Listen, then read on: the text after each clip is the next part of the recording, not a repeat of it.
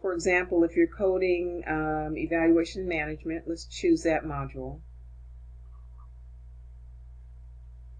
And again, my assumption is that you've done these things. If you're coding these reports during the course, and I checked in with everybody last week, especially the new students, and it was determined that all of you had actually experienced this. So you have your report here.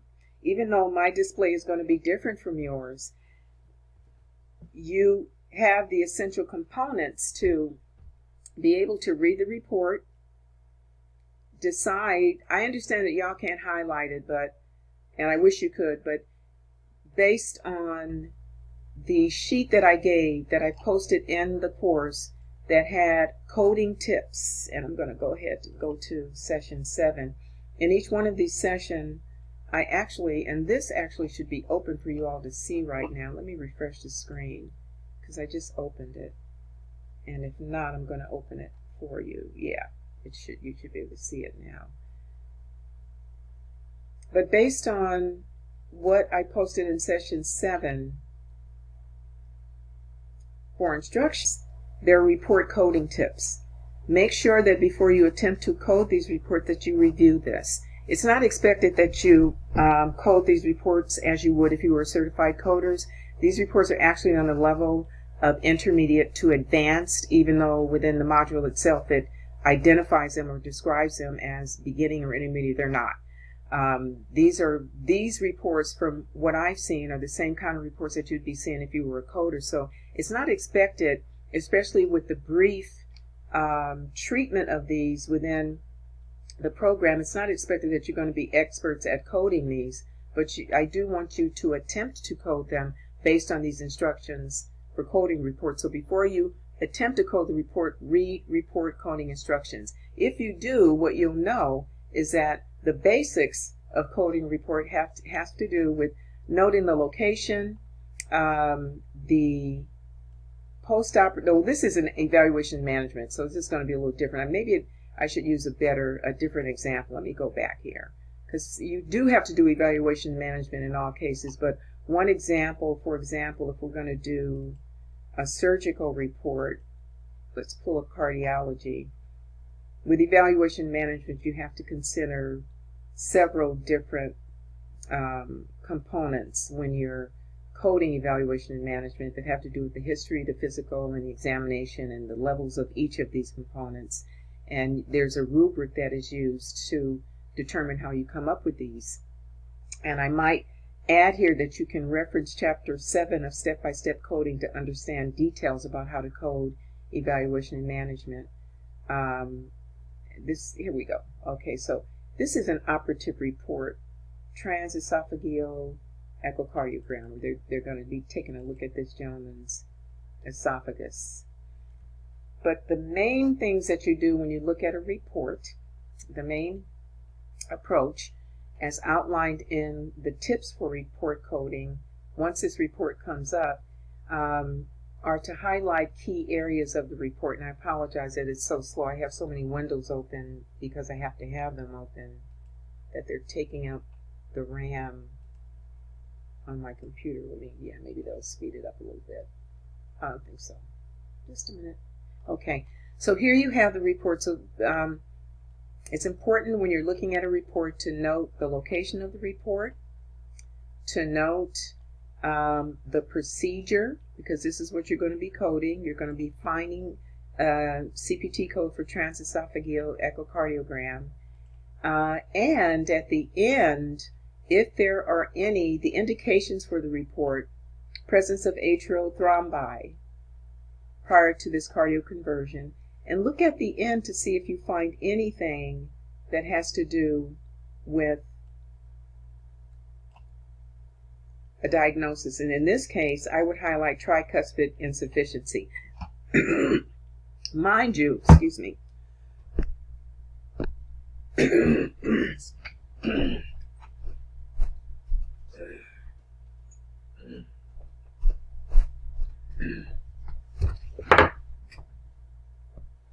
Mind you, these reports are not beginning reports, but the main things you want to focus on, and the main things you want to do your best at are highlighting the procedure,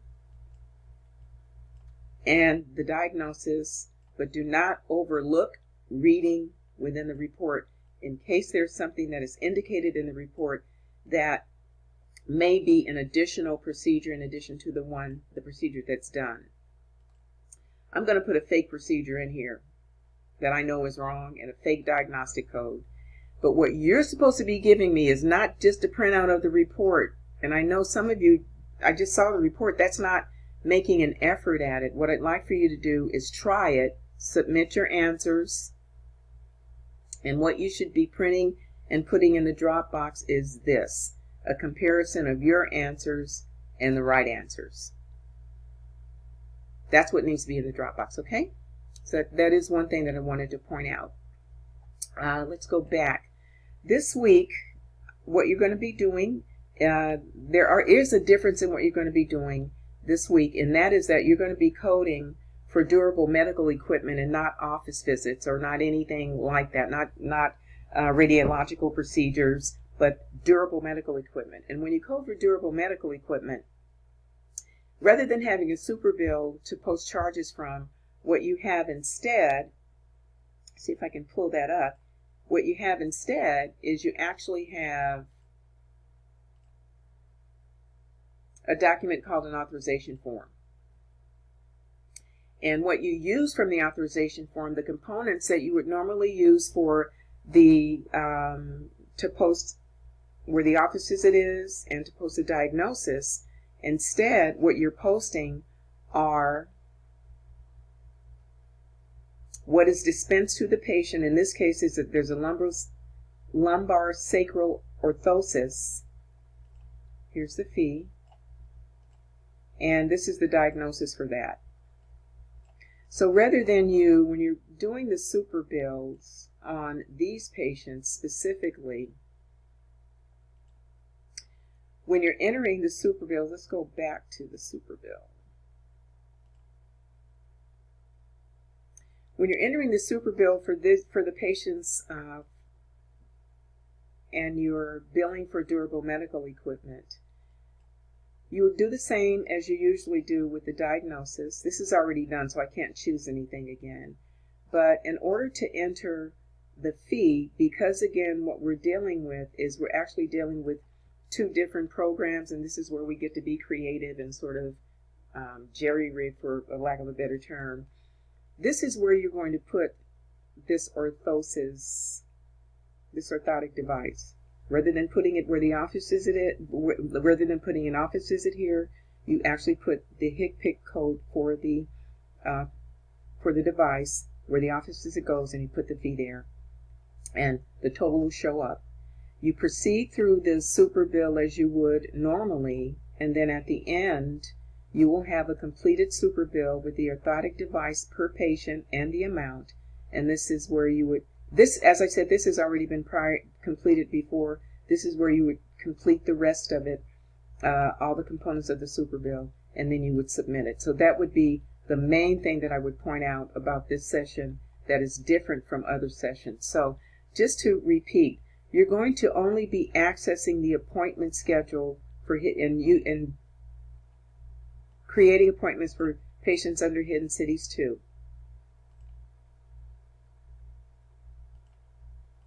And here are the appointments. And I believe there are these 7 patients.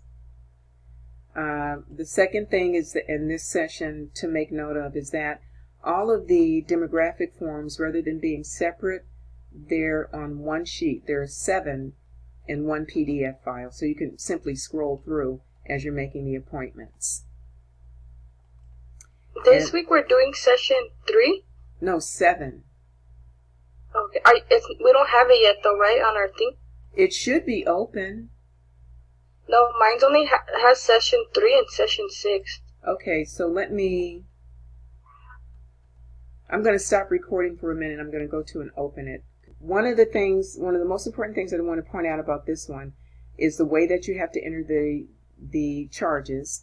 Again, rather than, there's no place in SimChart, and their fee schedule does not include orthotics or durable medical equipment to the extent that you'll be using it in this session. So what that means is when you're creating the superbill and the claim, what you have to do is go down to the offices, as I indicated before, scroll down, and simply put the HCPCS Level 2 code where the offices it would normally be, and put the fee in. And that's pretty much how you take care of that. Okay, so I refreshed it. It's there. Okay, good. Should be. Let's see. The other reminder, so it's Hidden Cities 2. The other reminder is that what I put in here for you is I've moved the appointment schedule to a different folder, so it's separate from the Dropbox. This is only going to be used for your for dropping your appointments in if you're doing them. Again, only new students are doing appointments. If you're not new, if this is not your first time at this, you don't have to do appointments. But the schedule is down here in a separate folder. Also note here, I've also pointed out the fact that it's on one page for all of them. And last but not least, here is the fee schedule for Hidden Cities, which I have pulled up here because you don't have, where is, make sure I can find the fee schedule. Looks like I don't even have it up. Yeah, I didn't pull up the fee schedule, but I'm going to do it now. Let me X out of here. There are some cases going forward. You may not need it with this module because you're doing DME, and durable medical equipment authorizations actually have the fee on it. But going forward, you will have to utilize in some cases the hidden fee schedule, which is different from the one that's in SimChart. And I'll pull it up here. Be aware of it. It's going to be posted for this one and the next two that follow, and the previous one perhaps. This is where you'll find, when you are unable to find fees, this is where you're going to find the amounts of the fees that are not already indicated. So in this case, you can see that there is there are fees here for, well, I made it too big for the DME, but in most cases, the durable medical equipment, the fee for the equipment that's being dispensed is already on the authorization form, and you may not need to use the fee schedule, but you may need to use it for other services in the future. So let's see, I believe, let me make sure, let me go back to the course. For most of you, this is routine, and I have already done a pretty detailed overview for new students that is, I'm going to be emailing the new students so that they understand the details in the walkthrough and the documents that they have to use and all of that. So it's not necessary to do it here in this session unless anybody has any questions. Anybody have any questions about what we're doing in session 7? Okay, so Alicia, welcome aboard. Hopefully you got everything straightened out.